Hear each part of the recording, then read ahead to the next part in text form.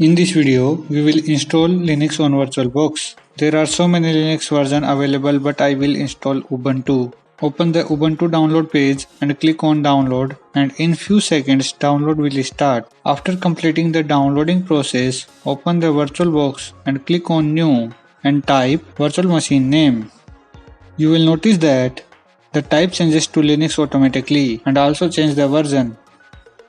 If type and version do not match with the virtual machine, you can change them manually. Click on next. Ubuntu will install on 1 GB of RAM just fine, but I will go with 2 GB of RAM for better performance. Click on next. Here we create our virtual hard disk. Click on create.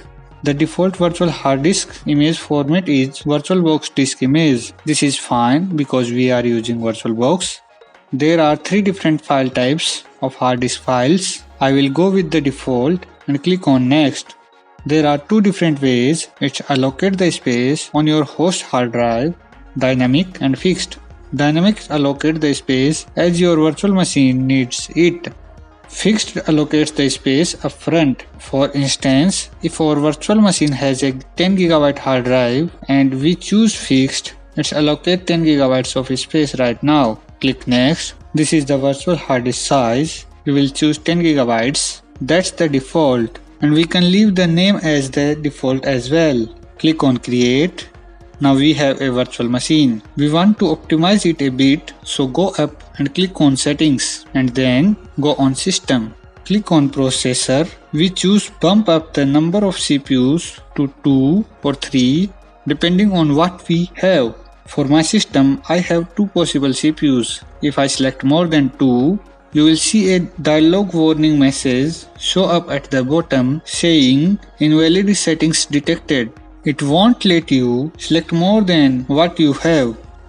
So go ahead and give it a couple of CPUs. Also ensure that enable PAE/NX is selected. This is going to allow 30-bit operating systems to address more than 4 GB of memory, and there are some other performance features in there as well that will make your virtual machine run a little bit faster. Go ahead and click on display in the left hand panel, and we are gonna give our virtual machine a little bit more display memory so we don't run out. And then in the bottom where it says acceleration, click on enable 3D acceleration. Most modern Linux desktop require 3D acceleration to run. If we choose enable 2D acceleration as well, you will notice that we have a warning message at the bottom saying invalid settings detected. Under Linux VMs, 2D and 3D acceleration are not supported at the same time, so you will want to disable 2D acceleration. In the left hand panel, click on network. The default for adapter 1 is to be attached to the NAT. This is the network address translation. It allows our virtual machine to access the internet but does not allow someone to remotely log in into it. If you want to remotely log in our virtual machine, you will need to change the bridge adapter. For now, we will keep it at the default for NAT. Click on OK. Now we have Ubuntu virtual machine created and we are ready to do a guest install.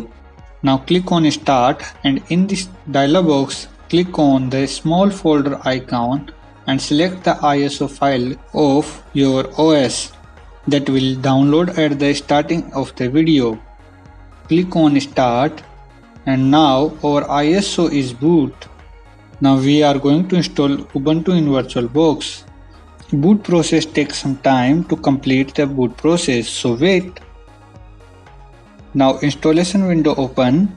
Click on install Ubuntu and keyboard layout, then click on continue. Here you can go with default settings, but I make that process faster, so I uncheck that option download update while installing Ubuntu and click on continue. Select erase disk and install Ubuntu and click on install now.